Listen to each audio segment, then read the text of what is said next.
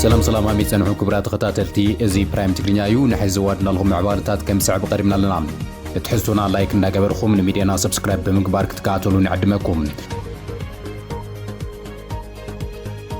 سالساي ويان تقراي مسمهورات امحرا قبق قطيموم سالساي ويان تقراي قدمي معالتات نلهيك انا محرايلو ناي سلام تاوعيك زغلص دبدابي ملاخو ذكر خوينو نزي دبدابي سلام زنصقا حدو داب محرا دما مس سالساي ويان تقراي اب غداي معراب تقراي قبق قطيمولم اتي اب منغو ساوتن محبر ولقايتا محران زدلعل حيا رسمي بزرزر كقربيوم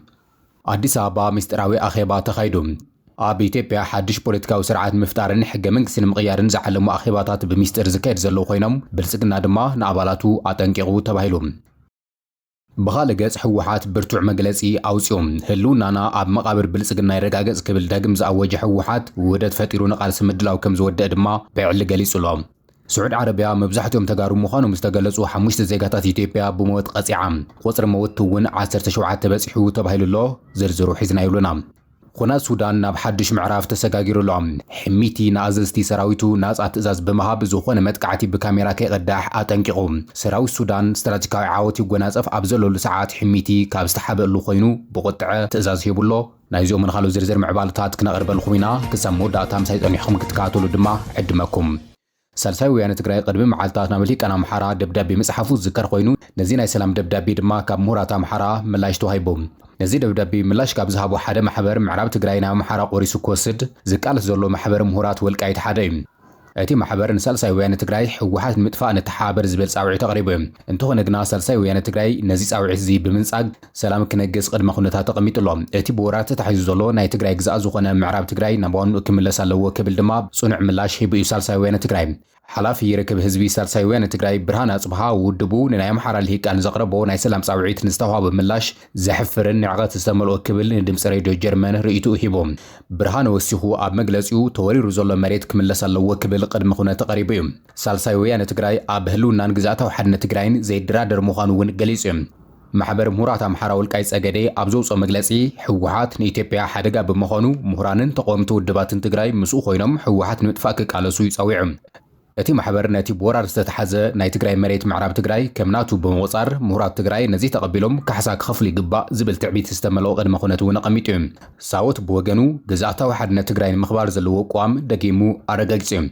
اتي ودب سلام كمص زخل ازوم سلسته قدم خونتات انت تماليهم طرحي كبلون ارغاغصيم اتي بورار تتحيزلو ناي تقراي غزاتا وحدنت بمسرت حق منغسي ناب تقراي كملسالو زبل خوينو بسنكتي ورار سمزابلو امايتا شحته غارو خبروم تحليو ناب مربتهم كملسون كطايشون يغبا كبلون بخالاي بركس فيرم مسرتاوي مسالات حزب تقراي مالتون اغلغلوت بانكي ندادي مدحنيتن خالوت قرباتن بزي غدب كمالولوون كبلون غليصوم ازي خمزيلون كلو حوحات ناتي سرعات فيدرال زمرح زلو سرعات بلصقنا كاب سلطانو ناي ملاي وطن حيزنا كننقسقسينا كبل دمص راديو جرمن قالو هيبيم ساوت نمريت تقراي نمغوا زغبر زلو زخونه يكون بوليتيكاوي وديت كمزي قبل بغلصي كزارب صنيحم مريت تقراي بحيل وريرخا مقصال اي كالن زبل ساوت تاريخاوي مريت تقراي كاب زحزي معرب تقراينا تبعل زصوعلو زلو زوبا سفح مخانون غليصم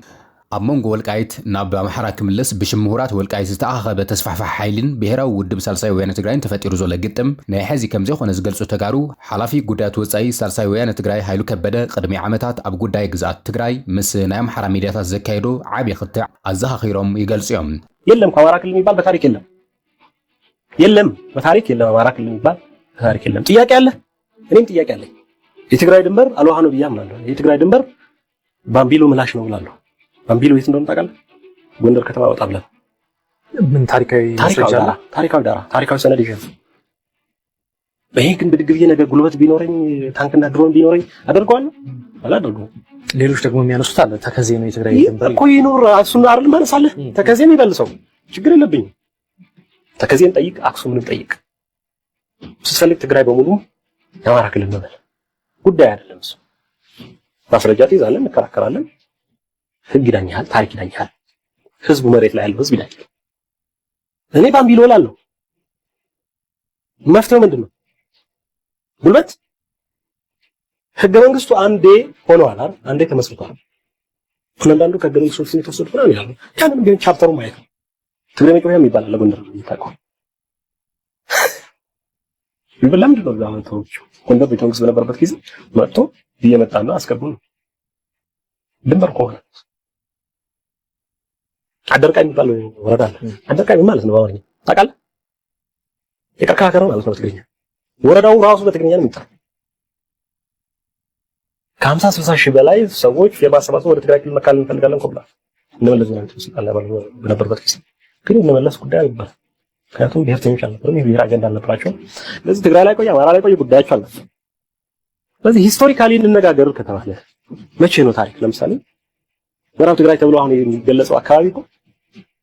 ወደ ሰሜን ጎንደር እንኳን የሄደው መቼ ነው? የሰሜን አውራጃ የሚባል የሄደው መቼ ነው? 1948 ዓመተ ምህረት። ክቡራት ተዓዘብቲ ርእይቶኹም ኣብ ታሕቲ ክትጽሕፉና ትኽእሉ ኢኹም። ናብቲ ቀጻሊ ዘሎ ዛዕባ ክንሰጋገር።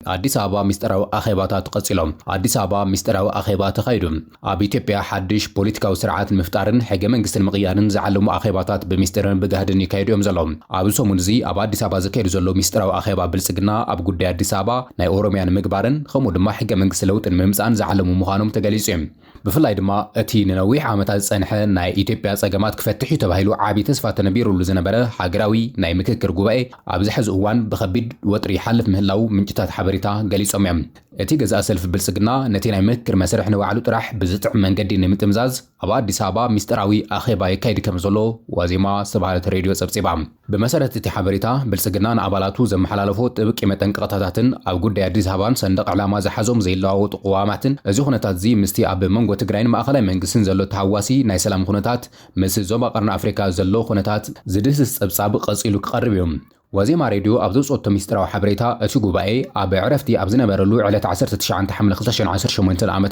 ፓርቲ ብልጽግና ንኹሎም ኣብቲ ምክክር ዝሳተፉ ዘሎ ኣባላቱ ጸዊዑ ሚስጥራዊ ኣኼባ ኣካይዱ ትብል። እቲ ሓበሬታ ወሲኹ ከም ዘመላኽቶ ብልጽግና ነቶም ኣባላት ካብ ዝተዋህበኩም መምርሒ ወጻኢ ትንቀሳቐሱ ኣለኹም ንዝበሎም ኣባላቱ ካብ ስልጣንኩም ክሳብ ምስጓጉ ዝበጽሕ ስጉምቲ ክንወስድ ኢና ክብል ከም ዘጠንቀቖም ገሊጻ። መጻኢ ዕድል ኣዲስ አበባን ድሬዳዋን ዝምልከት ጉዳይ ድማ ሓደ ካብቲ ንብልጽግና ኣብ ክልተ ዝገምዐ ጉዳይ ከም ዝኾነ ተገሊጹ እዩ። ኣዲስ አበባ ናይ መን እያ ዝብል ሕቶ ገለ ኣባላት እቲ ሰልፊ ብፍላይ ድማ ካብ ወገን ኦሮሞ ዝኾኑ ኣካላት ኣዲስ አበባ ኣካል ኦሮሞ ከም እትኸውን ክከራኸሩ ከለዉ እቲ ማእኸላይ መሪሕነት ግና ኣዲስ አበባን ድሬዳዋን ናይ ፌደራል ኣካል ኮይነን ክቕጽላ ከም ዘለወን እዩ ደምዲሙ ክትብልያ እታ ሬድዮ ሓቢራ። ነዚ ኣቋም እዚ ዝተቃወሙ ኣመራርሓ ድማ ከቢድ ወቀሳን መጠንቀቕታን ወሪድዎም ኣሎ ይብል ጸብጻብ ዋዜማ። ጉዳይ ሰንደቕ ዓላማን ስርዓተ መንግስትነትን ድማ እቲ ቀንዲ ኣካታዕ ጉዳይ ኮይኑ ከም ዘሎን ብልጽግና ኣብ ጉዳይ ሰንደቕ ዓላማ ዝኾነ ድርድር ከም ዘይቕበል ከም ዝገለጸን ሕብርታት እታ ባንዴራ ክቕየሩ ኣለዎም ዝብል ሓሳብ ኣብቲ ምክር እንተተላዒሉ እቲ ኣኼባ ገዲፍኩም ውፁ ዝብል ትእዛዝ ንኣባላቱ ከም ዝሃበን ብተወሳኺ ኢትዮጵያ ካብቲ ዘላቶ ፓርላሜንታዊ ስርዓት ወፅያ ናብ ፕሬዚደንሻላዊ ስርዓት ክትሰጋገር ዝብል ውሳነ ብልጽግና ኣብ ስምዕነት ከም ዝተበጽሐሉ እዩ እታ ምንጭ ሓበሬታ ሓቢራ ዘላ። ብልጽግና ስልጣኑ ናብ ፕሬዚደንታዊ ስርዓት ክቕይርን ንኹሉ ነገር ካብ ማእኸል ኮይኑ ክቋፀር ከም ዝደልን እዩ ፍልፍላት ዝገልጹ ዘሎም። እዚ ድማ ምስቲ ትግራይ ኾነ ካልኦት ሓይልታት ፌደራሊዝም ዝደልይዎ በዓልኻ ናይ ምምሕዳር መሰል ዝጋጮን ነቲ ምክክር ዝነጽጉ ሕወሓት ኦነግን ፋኖን ዝበሉ ሓይልታት ድማ ናብ ኩናት ከምርሕ ከም ዝኽእል ይግለጽ እዩ ዘሎ። እዚ ድማ ንመላእ ሃገር ናብ ዝገደደ ኩናት ሕድሕድ ክምልሳ ከም ዝኽእል ተንተንቲ ይገልጹ ኣለዉ። እቲ ካልእ ጉዳይ ኢትዮጵያ ምስ ሶማልያ ግብፂ ኣብ ወጥሪ ኣብ ዘላትሉ እዋን ኣብ ውሽጣዊ ጉዳያታ ምርዳእ ክትፈጥር ከም ዘይከኣለትን እዚ ድኽመት እዚ ድማ ንደገ ዘለዋ ተቓልዓነት ክውስኾ ከም ዝኽእል እዩ ዝግለጽ ዘሎ። እቲ ሃገራዊ ምክክር ንኹሉ ዜጋ ዘሳትፍ መድረኽ ክኸውን ይግባእ ነይሩ ዝብሉ ኣካላት እንተኾነ ግና እቲ ሕዚ ዝወጽእ ዘሎ ሓበሬታ ገዛእ ሰልፊ ነቲ መድረኽ ንባዕሉ ናይ ስልጣን መጥቀሚ ክጥቀመሉ ይጽዕር ምህላው ሰፋሕቲ ርእቶታት እናተዋሃቡ እዮም ቀጺሎም ዘለዉ። ናብቲ ቀጻሊ ዘሎ ዛዕባ ተሰጋግርና ኣለና። ሕወሓት ኣብ ዘውፅኦ ሰሙናዊ መግለጺኡ ንስርዓት ብልጽግና ጆኖሳይዳዊ ክብል ድሕሪ ምጽዋዕ ህልውና ህዝቢ ትግራይ ክረጋገጽ ዝኽእል ኣብ መቐብር ብልጽግና ጥራሕ ክብል እዩ ኣጠንቂቑ ዘሎ። ሕወሓት ኣብ መግለጺኡ ቀዳማይ ሚኒስትር ኣብይ ኣሕመድ ንተመክሮ ቢያፍራ ከም መምርሒ ተጠቒሙ ዳግም ጽንተት ንምፍጻም ይዳሎ ከም ዘሎ ገሊጹ ኣሎ። ሕወሓት ኣብ መግለጺኡ ህዝቢ ትግራይ በብዘመኑ ንዝገጥምዎ ፈተናታት ሰጊሩ ዝመጸ ብናይ ቃልሲ መንፈሱን ውዳብኡን ምዃኑ ድሕሪ ምዝኻር ድሕሪ ውዕሊ ፕሪቶርያ ስርዓት ብልጽግና ነቲ ህዝቢ ብዝተፈላለየ ኣጀንዳታት ንምስልቻውን ውዳበታቱን ምፍራስን ሰፊሕ ወፍሪ የካይድ ከም ዘሎ ብምጥቃስ ህዝቢ ትግራይ ግና እዚ ሽርሒ እዚ ከም ዘፍሸሎ እዩ ሕወሓት ዝገልጽ ዘሎ። ሕወሓት ወሲኹ ቀዳማይ ሚኒስትር ኣብይ ኣሕመድ ካብ ኣባሳንጆ ተመክሮ ወሲዱ ዳግማ ጆኖሳይድ ምፍጻም ይዳሎ ከም ዘሎ ዝገለጸ ሕወሓት እቲ ብጉልባብ ሃገራዊ ምክክር ዝካየድ ዘሎ ኣኼባ ንሕቱ ህዝብታት ብሓይሊ ንምጭፍላቅን ንምንብርኻኽን ዝዓለመ ምዃኑ ገሊጹ እዩ። እዚ ድማ ስርዓት ብልጽግና ንትግራይ ንምንብርኻኽ ዝጥቀመሉ ዘሎ ስልቲ ምዃኑ ሕወሓት ኸሲሱ። ሕወሓት ከም ዝገለጾ ኣብ ዝሓለፈ ሰሙናት ኣብ መላእ ትግራይ ምስ ዝተፈላለዩ ክፍልታት ማሕበረሰብ ክካየዱ ዝቐነዩ መድረኻት ምክክር ፍጹም ናይ ኣረኣእያ ሓድነት ዝተፈጠረሎም እዮም ክብል ገሊጹ እዩ። እቲ ውፅኢት ድማ ህልውና ህዝቢ ትግራይ ኣብ መቃብሪ ጆኖሳይዳዊ ስርዓት ብልጽግና ምዃኑ ኣብ ሙሉእ ምትእማን ተበፂሑለ ክብል እዩ ሕወሓት ዝገልጽ። ኣብዚ ሕዚ እዋን ኣብ መንጎ ሕወሓትን ብልጽግናን ዘሎ ናይ ሰላም ተስፋ ይተሓላለኽ ከም ዘሎ ይግለጽ እዩ። ሕወሓት ነቲ ኣብ ኣዲስ ኣበባ ዝካየድ ዘሎ ሃገራዊ ምክክር ከም መጋበርያ ውልቀ ምልኺ ገይሩ ከም ዝሪኦ ገሊጹ እዩ። ብኣንጻሩ ድማ እቲ ናይ ቢያፍራ ተመክሮ ብምጥቃስ ኣብ መንጎ ኣዲስ ኣበባን መቐለን ዘሎ ዘይምትእማን ክሳብ ክንደይ ዓሚቑ ምዃኑ ዘርኢ እዩ። ሕወሓት ኣብ መግለጺኡ ንሕና ጥራሕ ዘይኮንና ምስ ካልኦት ተመሳሳሊ ሓደጋ ዘለዎም ህዝብታት ብሓባር ክንቃለስ ወሲንና ኢና ክብል ዝገለጸ ኮይኑ እቲ ኣብ ውሽጢ ኢትዮጵያ ዘሎ ንሓይሊ ጥምረትን ናይ ኩናት ምስንዳእን ብዕሊ ገሊጽዎ እዩ። በአንጻሩ ሳልሳይ ወያነ ትግራይ ኣብ ትግራይ ዝካየድ ዘሎ ግፋ ኣብ ልዕሊ ኣዴታት ዝበጽሕ ዘሎ በደል ኣቃሊዑ ውድብ ሳልሳይ ወያነ ትግራይ ኣብ ዘውፅኦ ህጹጽ መግለጺ ኣብ ከተማ መቐለን ከባቢኣን ግዱድ ዕስክርና ግፋ ይካየድ ከም ዘሎን ነዚ ዝቃወማ ዘለዎ ኣዴታት ድማ ማእሰርትን ውርደትን ይበጽሕን ከም ዘሎ ኣቃሊዑሎም። ሳልሳይ ወያነ ትግራይ ነዚ ኣብ ትግራይ ዘሎ ኩነታት ሕጊ ኣራዊት ክብል ገሊጹ እዩ። ሳልሳይ ወያነ ትግራይ ኣብ መግለጺኡ ከም ዝሓበሩ ኣብ ትግራይ ዝካየድ ዘሎ ግዱድ ወታደራዊ ዕስክርና ዝቃወሙ መናእሰይ ከቢድ መጉዳእቲ ኣካል ይበጽሖም ከም ዘሎ ድሕሪ ምግላጽ ገሊኦም ድማ ህይወቶም ይስኡኑ ከም ዘለዉ ይገሊጹ። ካብዚ ሓሊፉ እዚ ግፋ እዚ ንገለ ተበለጽቲ ኣካላት ኣታዊ ኮይኑ ከም ዘሎን መናእሰይ ተገፊፎም ንኸይውሰዱ ገንዘብ ክኸፍሉ ይግደዱ ከም ዘለዉ እቲ መግለጺ ሓቢሩ። እቲ ዝያዳ ዘስካሕክሕ ተባሂሉ ኣብቲ መግለጺ ዝተጠቐሰ ጉዳይ ኣብ ልዕሊ ኣዴታት ዝበጽሕ ዘሎ ግህሰት ምዃኑን ደቅና ኣይንህብን ዝብል ኣዴታት መቐለ ብሓይልታት ጸጥታ ይሰራ ይዋርዳን ይንገላትዓን ከም ዘለዋ ሳልሳይ ወያነ ገሊጹ። እዚ ተግባር እዚ ድማ የቐረ ዘይበሃል ግዘ ሰብኣ መሰል ክብል ገሊጹዎ እዩ። ሳልሳይ ወያነ ትግራይ ነቲ ኣብ ትግራይ ዘሎ ግዝያዊ ምምሕዳርን መሪሕነት ሕወሓትን ሰብ ሕወሓት ክብል ብምጽዋዕ ንኹሎም ኣማራጽታት ሰላማዊ መንገዲ ቃልሲ ሓጺኦም ንግፍዒ ከም ቀንዲ መሳርሒ ስልጣኖም ይጥቀምሉ ከም ዘለዉ እዩ ኸሲሱ ዘሎ። መንእሰይ ትግራይ ካብዚ በደል እዚ ንምውፃእ ኣብ ጎኒ ሳልሳይ ወያነ ትግራይ ኮይኑ ክቃለስ ጻውዒት ተቐሪቡ እዩ። ሳልሳይ ወያነ ትግራይ እቲ ጆኖሳይድ ኣብ ውሽጥና ብኣኹም ብሕወሓት ይፍጽም ኣሎ ክብል መልእኽቲ ኣመሓላሊፉ እዩ። ኣብ ትግራይ ዝቕጽል ጉድዲ ዕስከርና ዓብዪ ስምባደ ኣብ ልዕሊ ህዝቢ ትግራይን መንእሰይን ፈጢሩ ከም ዘሎ ይፍለጥ። سعود عربيا 5 ኢትዮጵያውያን ብሞት ቀፂዓ ቁፅሪ ዝተቐተሉ 17 በፂሑሎ መብዛሕትኦም ግዳያት ድማ ተጋሩ ምዃኖም ተገሊጾም። ሎሚ ካብ ሪያድ ዝተሰምዐ ሓበሬታ መንግስቲ ስዑድ ዓረብ ትማሊ ሶኒ 20 ሓምለ 2018 ዓመተ ምህረት 5 ኢትዮጵያውያን ብሞት ከም ዝቐፅዐ ብወግዒ ኣፍሊጡ እዩ። በዚ ድማ ኣብ ዝሓለፉ ሒደት ኣዋርሕ ጥራሕ ብሰይፊ ኣብ ስዑድ ዓረብ ዝተቐተሉ ኢትዮጵያውያን ቁፅሮም ናብ 17 ክብል ከም ዝኽኣለን እቲ ዝሕዝን ኩነታት ድማ ኣብ ቤት ማእሰርቲ ሓሚስ ሙሻይት ልዕሊ 200 ዝኾኑ ዜጋታት ተመሳሳሊ ናይ ሞት ፍርዲ ተነቢሩሎም ኣብ ትፅቢት ከም ዘሎ እዩ ዝተገለጸ። መብዛሕትኦም እዞም እሱራት እዚኣቶም ድማ ካብ ኩናትን ግፍዕን ትግራይ ዝሃደሙ ተጋሩ ምዃኖም ምንጭታት ይሕብሩ። ሚኒስትር ጉዳያት ወጻኢ ስዑድ ዓረብ ከም ዝገለጾ እዞም 5 ዜጋታት ኣብ ክልል ዓሲር ብሞት ተቐፂዖም ኢሎም ክስታቶም ድማ ዕፀ ፋርስ ሓሺሽ ብምስጥር ናብቲ ሃገር ኣእቲኹም ዝብል ምዃኑን ብመሰረት ሕጊ ሸሪዓት ሃገር ድማ እቲ ናይ ሞት ፍርዲ ከም ዝተፈጸመሎም እዩ ዝተገለጸ። ስዑድ ዓረብያ ኣብ ዝቕንያት ኣብ ልዕሊ ኢትዮጵያውያን ተካይዱ ዘሎ ቀፅዓት ሞት ብዝለዓለ ወሲኹ ከም ዘሎ ዝገለጸ ቢቢሲ ኣብ ጸብጻቡ ኣብ ሰነ 16 5 ሰባት ኣብ ሰነ 1 4 ሰባት ኣብ ሚያዝያ 13 ድማ 3 ሰባት ብተመሳሳሊ ትማሊ ሓምለ 20 5 ሰባት ብጠቕላላ 17 ዜጋታት ህይወቶም ስኢኖም ኣለዉ። ምንጭታት ዜናን ተጣባቕቲ ሰብኣዊ መሰላትን ከም ዝሕብርዎ ኣብ ቤት ማእሰርቲ ስዑድ ዓረብያ ተሓይሮም ናይ ሞት ፍርዲ ተነቢሩሎም ዘለዉ ዜጋታት መብዛሕትኦም ተጋሩ ምዃኖም እዩ። እዞም ዜጋታት እዚኣቶም ብስንክቲ ኣብ ትግራይ ዝነበረ ናይ ጽንተት ኩናትን ስእነት ተስፋን ህይወቶም ንምድሓን ስደት ዝመረጹ ምዃኖም ዝተገለጸ ኮይኑ ኣብ ስደት ብሰይፊ ክቕተሉ ምርኣይ ንብዙሓት ዝቆጥዕ እዩ እናተባሃለ እዩ። ዓመፅ ኣብ ዘይታ ላዕለወይቲ ተመራማሪት ሁማን ራይትስ ዎች ዝኾነት ናይድያ ሃርድማን ስዑድ ዓረብያ ንመሰረታዊ ናይ ፍትሒ መስርሕ ብምኽልኻል ናይ ሞት ቅፅዓት ምፍጻማ ኣዝዩ ዘስካሕክሕ ተግባሪ ክትብል ገሊጻት እያ። ንሃገራዊ ማሕበረሰብ ኣብዚ ጉዳይ እዚ ኢዱ ክእቱ ድማ ጻውዒት ኣቐሪባ እያ። ሚኒስትር ጉዳያት ወጻኢ ኢትዮጵያ ምስ ሰበ ስልጣናት ስዑድ ዓረብ ብቐረባ ይዘራረብ ኣለኹ ይብል እኳ እንተነበረ እቲ ኣብ ባይታ ዝፍጸም ዘሎ ቅትለት ግና ደው ከም ዘይበለ ይግለጽ እዩ። መንግስቲ ኢትዮጵያ ልዕሊ 1900 ዜጋታት ምሕረት ከም ዝረኸቡ ክገልጽ ጸንሐ ኮይኑ እንተኾነ ግና እቶም ናይ ሞት ፍርዲ ዝተፈረደሎም ዜጋታት ህይወቶም ንምድሓን ዝተገበረ ዲፕሎማስያዊ ጻዕሪ ውፅኢት ኣየርአየን እዩ ዘሎ። እቶም ግዳያት ተጋሩ ምዃኖም ድማ መንግስቲ ዜጋታት ኣብ ምኽልኻል ሸለልታ ይርኢ ከም ዘሎን ዝኸደ ዘሎ ሸለልተኝነት ዘርኢ ምዃኑ ይግለጽ እዩ ዘሎ።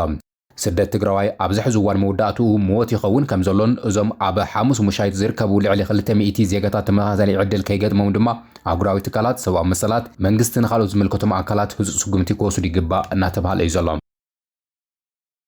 ናብቲ ናይ መወዳእታ ዜና ተሰጋጊርና ኣለና። ኩናት ሱዳን ናብ ሓድሽ ምዕራፍ ተሰጋጊሩሎም ሕሚቲ ንኣዘዝቲ ሰራዊቱ ነፃ ትእዛዝ ሂቡሎም። ሰራዊት ሱዳን ድማ ስትራቴጂካዊ ዓወታት ይጎናፀፍ እዩ ዘሎ። እቲ ንልዕሊ ዓመታት ዝቑፀረ ዘስካሕክሕ ኩናት ሱዳን ኣብዚ ሰሙን እዚ ሓድሽ ገጽ ሒዙ እዩ። ሰራዊት ሱዳን ኣብ ሰሜን ኮርዶፋን ኣገዳሲ ዓወት ድሕሪ ምምዝጋቡ መራሒ ሓይልታት ቁልጡፍ ደገፍ RSF ዝኾነ መሐምደን ሓምዳን ዳጋሎ ሕሚቲ ንኣዘዝቲ ሰራዊቱ ካብኡ ትእዛዝ ከይተጸበዩ ናይ መጥቃዕቲ ስጉምቲ ክወስዱ ነፃ ፍቓድ ትእዛዝ ሂቡ። እዚ ውሳነ እዚ ንምንታይ መፅዩ? ሰራዊት ሱዳን ምስ ደገፍቲ ሓይልታቱ ብምዃን ኣብ ግዝኣት ሰሜን ኮርዶፋን ዝርከቡ ስትራቴጂካዊ ቦታታት ካብ ሓይልታት RSF ነፃ ኣውፂዎም እዩ ዘሎ ሰራዊት ሱዳን ምስ ደገፍቲ ሓይልታቱ ብምዃን ኣብ ግዝኣት ሰሜን ኮርዶፋን ዝርከቡ ስትራቴጂካዊ ቦታታት ካብ ሓይሊ RSF ነፃ ከም ዘውፅኦም ዝፍለጥ ኮይኑ ብፍላይ ድማ ነቲ ንርእሰ ከተማ ካርቱም ምስቲ ዞባ ዘራኽብ ዓብዪ መሰጋገሪ ጽርግያ ብምቁፅጻር ንሓይልታት ሕሚቲ ዓብዪ ወታደራዊ ስዕረት ኮይኑ ከም ዘሎ ይግለጽ እዩ ሕሚቲ ነዚ ስዕረት እዚ ንምምካት ካብ ሕዚ ንድሓር ካብ ግንባር ዘሎ ኣዘዝቲ ባዕሎም ውሳነ ክወስዱ ይኽእሉ እዮም ክብል ይገሊጾም ሕሚቲ ነዚ ስዕረት እዚ ንምምካት ካብ ሕዚ ንድሓር ኣብ ግንባር ዘሎ ኣዘዝቲ ባዕሎም ውሳነ ክወስዱ ይኽእሉ እዮም ክብል ትእዛዝ ሂቦ እዮም እዚ ማለት ድማ እቲ ኩናት ካብ ማእኸል ቁፅር ወፃእ ኮይኑ ዝያዳ